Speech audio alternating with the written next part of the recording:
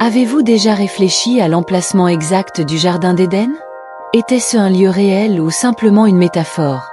Et si je vous disais qu'il existe des preuves qui pourraient révéler sa localisation? Aujourd'hui, nous allons explorer les mystères bibliques, des théories fascinantes et découvrir où se situerait l'Éden de nos jours. Restez avec moi jusqu'à la fin, car vous pourriez être surpris par la réponse. Beaucoup de gens se posent des questions sur le Jardin d'Éden, car il représente bien plus qu'un simple lieu physique. Il symbolise le commencement de l'humanité, la communion parfaite avec Dieu et une époque où il n'y avait ni douleur ni péché. Mais si l'Éden a vraiment existé, pourquoi n'a-t-il jamais été retrouvé? Se pourrait-il qu'il soit encore caché quelque part sur Terre? Ou bien sa localisation a-t-elle été effacée par le temps? La réponse à cette question pourrait changer votre façon de comprendre l'histoire biblique. Première question, que dit la Bible sur le Jardin d'Éden? La Bible nous donne quelques indices importants. Dans Genèse 2, 8-14, nous lisons que Dieu a planté un jardin en Éden et qu'un fleuve en sortait, se divisant en 4 bras, le Pichon, le Gihon, le Tigre et l'Euphrate. 2 de ces fleuves existent encore aujourd'hui, ce qui amène de nombreux chercheurs à penser que l'Éden se trouvait dans la région de la Mésopotamie, où se situent aujourd'hui des pays comme l'Irak, l'Iran et la Turquie. Deuxième question, le déluge a-t-il effacé son emplacement? Mais il y a un problème, si le déluge de Noé était un événement mondial, comme beaucoup de chrétiens le croient, il a pu transformer complètement la géographie de la Terre, ensevelissant le Jardin d'Éden ou effaçant ses caractéristiques. Cela expliquerait pourquoi nous n'en avons jamais trouvé de traces. Troisième question. L'Éden se trouvait-il en Éthiopie ou en Turquie?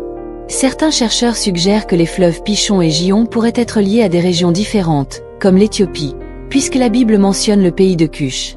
D'autres affirment que le mont Ararat, où l'arche de Noé s'est posée, pourrait donner des indices sur l'emplacement de l'Éden, indiquant une zone plus au nord, en Turquie.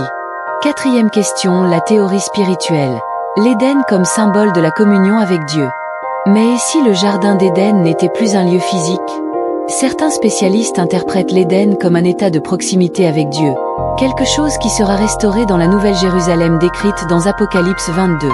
Cela signifie qu'au lieu de chercher l'Éden sur une carte, nous devrions le chercher spirituellement, à travers notre relation avec Dieu. Cinquième question, réflexion finale. Le véritable Éden. Indépendamment de son emplacement exact, le plus important est de comprendre que l'Éden symbolise une relation parfaite avec Dieu.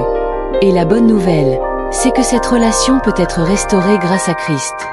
Dans l'Apocalypse, nous voyons que l'Éden sera restauré pour l'éternité, avec l'arbre de vie et le fleuve d'eau de vie coulant dans la Nouvelle Jérusalem. Alors, où se trouve le Jardin d'Éden? Peut-être n'aurons-nous jamais de réponse définitive à sa localisation géographique, mais ce qui compte vraiment, c'est qu'il représente la promesse de Dieu pour nous, un avenir où il n'y aura plus de douleur, de séparation ou de péché. La question est, êtes-vous prêt à vivre cette restauration? Maintenant, je veux connaître votre avis. Pensez-vous que le Jardin d'Éden était un lieu physique ou un symbole spirituel? Écrivez-le dans les commentaires. Et si ce contenu vous a touché, n'oubliez pas de laisser un like, de vous abonner à la chaîne et d'activer la cloche pour ne manquer aucune vidéo. Partagez avec quelqu'un qui s'intéresse également au thème biblique. À la prochaine et que Dieu vous bénisse.